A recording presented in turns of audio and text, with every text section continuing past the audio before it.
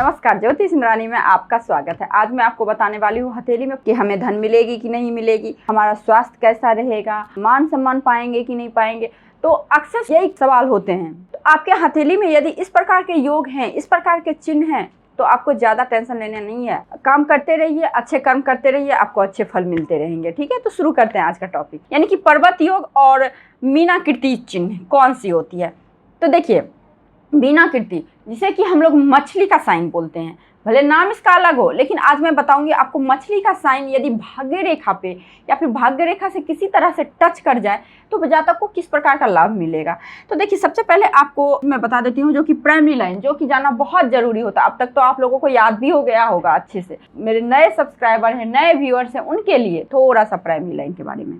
ठीक है, ये हो गई आपकी जीवन रेखा, ये हो गई आपकी मस्तिष्क रेखा, ये हो गई आपकी हार्ट लाइन और ये हो गई आपकी भाग्य रेखा। ठीक है, जीवन रेखा से आपकी क्वालिटी क्वांटिटी ऑफ लाइफ देखते हैं, मस्तिष्क रेखा से आपके ब्रेन को देखते हैं, आपके माइंड पावर को देखते हैं, किस प्रकार की बौद्धिक क्षमता है। उसी प्रकार हार्ट लाइन से आपके लव इमोशंस को देखते हैं, किस प्रकार की किस तरह की हृदय है आपका। और भाग्य रेखा से ये देखते हैं कि हमारा भाग्य का साथ हमें क्या मिलता है, ज़्यादा मेहनत में कम सफलता मिलती है या फिर कम मेहनत में ज़्यादा सफलता मिलती है। तो इस तरह से यहाँ हम लोग देखते हैं।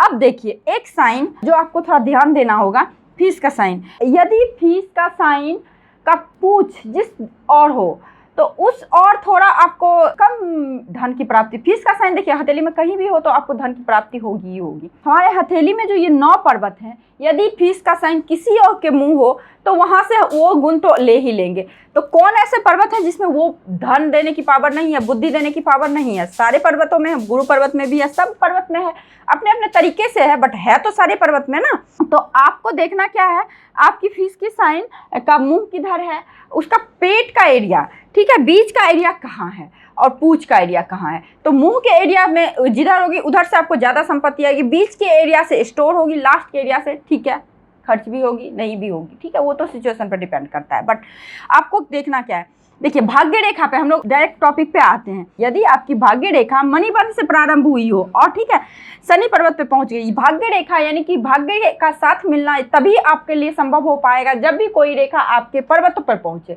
यानी कि आपकी भाग्य रेखा शनि रेखा जो कि शनि के पर्वत तक पहुंचे, मणिबंध से शुरू होकर आपके शनि के पर्वत पे पहुंचे। ठीक है, आपको ये देखना है। अब देखिए, यहाँ पे मान लीजिए इस प्रकार से यहाँ पे एक मछली का साइन बन गया, ठीक है, केतु पर्वत पे, यानी कि आपकी भाग्य रेखा की उत्पत्ति जहाँ से हुई हो वहाँ पे आपको इस प्रकार से साइन बन गया, फिश का साइन। बहुत हथेली में आपको दिखेगी, जहाँ से आपकी भाग्य रेखा का निर्माण हो रहा है वहीं पे उत्पत्ति के जगह पे जहाँ से फॉर्मेशन हो रही है, जहाँ से उद्गम हो रही है रेखाओं की, वहीं पे फिश का साइन बन गया है। तो देखिए, ऐसे जातक किस प्रकार से हो जाते हैं, बहुत ही कर्मठ हो जाते हैं, बहुत मीठा बोलने वाले हो जाएंगे। ऐसे जातक बहुत विद्वान परोपकारी हो जाते हैं और इच्छा ऐसे जातक की पूर्ति होनी ही होनी है। अब देखिए, इच्छा पूर्ति किस तरह से होगी, इसका मुंह देखिए किस प्रकार से है, आपकी शनि पर्वत की ओर है ना, और यहाँ से भाग्य रेखा, यानी कि जातक या तो बहुत अच्छे फैमिली में जन्म लेगा, बचपन से उसे हर चीज मिलेगी जो वो चाहेगा। आपको फिर देखना क्या है, यहाँ पे ये रेखा को कोई राहु रेखा ना काट दे या फिर किसी तरह का क्रॉस ना बन जाए। ठीक है, आपके भाग्य रेखा बिल्कुल निर्दोष होनी चाहिए। बहुत हथेली में मिलेगी, बहुत हथेली में नहीं मिलेगी। बहुत हथेली में आपको इस तरह से रेखाएं तो मिल जाएगी, बट उस पर दोष युक्त रेखा मिलेगी तो फिर उसका फल नहीं मिलेगा। जहाँ जहाँ पे वो दोष रेखा दे रही है, जहाँ जहाँ पे कट कर रही है, वहाँ पे आपको उस एज में आपको नुकसान होगी। तो आपको ये देखना है। तो ऐसे जातक यदि इस तरह से हो, बस आपको यही ध्यान रखना है कि भाग्य रेखा अटूट हो, स्पष्ट हो, गहरी हो, पतली हो, आभायुक्त हो। जब भी कोई रेखा को आप देखें तो एक तरह से आपकी नज़र उस पर टिकी रहे। ऐसा नहीं कि देखने में अजीब सा लग रहा है हम छोड़ दिए उसको, देखना अच्छा नहीं लग रहा है, बस आभायुक्त होना चाहिए, अट्रैक्ट करने वाली रेखाएं होनी चाहिए। ठीक है, जो कि देख के अच्छा लगे। तो समझ लेना चाहिए कि ऐसे जातक के पास में तो धन की कमी होगी ही नहीं, आज हो कल हो अपने दम पे वो अचीव कर ही लेते हैं। हाँ, लेकिन अगर इस तरह से एकदम लास्ट से गई हुई हो तो बहुत ही अच्छी बोली गई है, बहुत ही शुभ संकेत बोली गई है, बस बिल्कुल निर्दोष हो ये रेखा। ठीक है, बहुत ही स्वीट बोलने वाले ऐसे लोग होते हैं, बहुत ही मधुर बोलते हैं, विनोद प्रिय होते हैं, सुखी होते हैं, समाज में सम्मानित भी किए जाते हैं ऐसे जातक।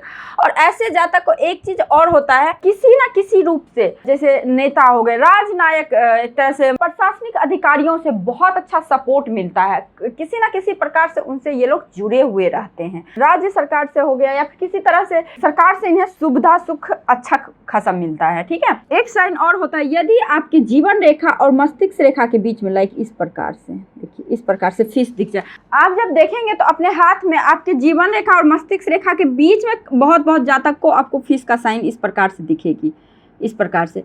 तो देखिए यदि इस प्रकार से यहाँ पे फिश का साइन, दोनों के बीच में फिश का साइन बन जाए तो ऐसे जातक का तो एक तो जीवन बहुत अच्छा रहेगा, लाइफ बहुत, उनका फिजिकली वो लोग बहुत स्ट्रांग होंगे, बहुत तरह स्वस्थ रहेंगे, ठीक है।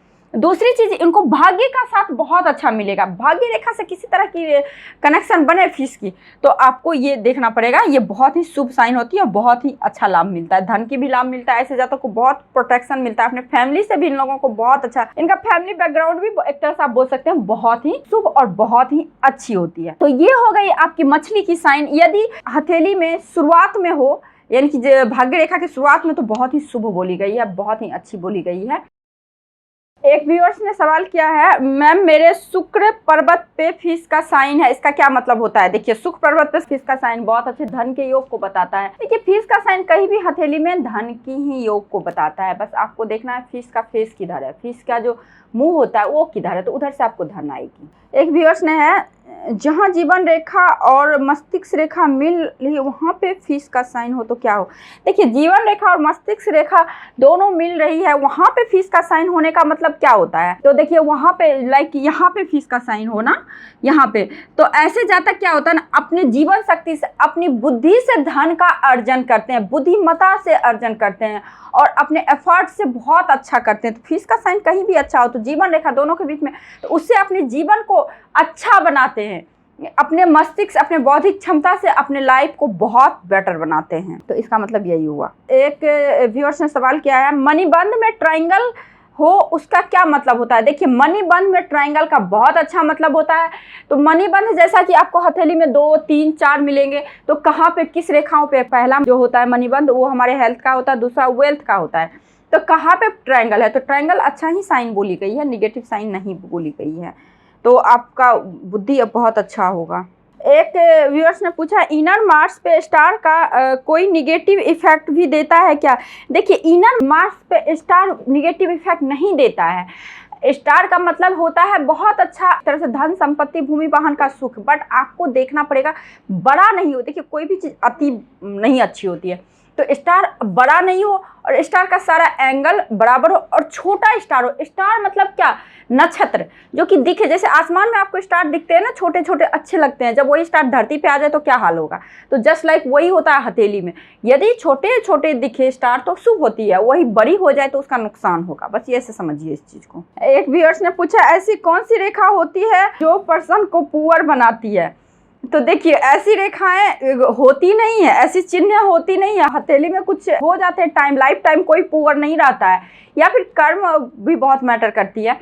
तो देखिए यदि आपकी जीवन रेखा को कोई रेखा काट दे, राहु रेखा काट दे, या फिर द्वीप बन जाए आपके जीवन रेखा पे, या फिर किसी तरह का कुछ निगेटिव साइन हो, तो प्रॉब्लम जरूर होती है, कोई पुअर नहीं होता है, ठीक है। किसी भी जातक से पूछोगे तो वो कभी नहीं बोलेगा कि हम परिपूर्ण हैं, उन्हें और चाहिए होता है, तो वो अपने नज़र में पुअर ही होते हैं। तो कोई लाइन नहीं होती पर्टिकुलर जो कि आपको पुअर बनाती है। हाँ, आपके कार्य को विघ्न बाधा जरूर पहुँचाती है, आपके लाइफ स्टाइल को थोड़ा चेंज जरूर करती होगी, बट पुअर वाली कोई लाइनें नहीं होती है। एक सवाल है, very nice triangle, mind cut strict Sunny line, lottery gift yes और नो?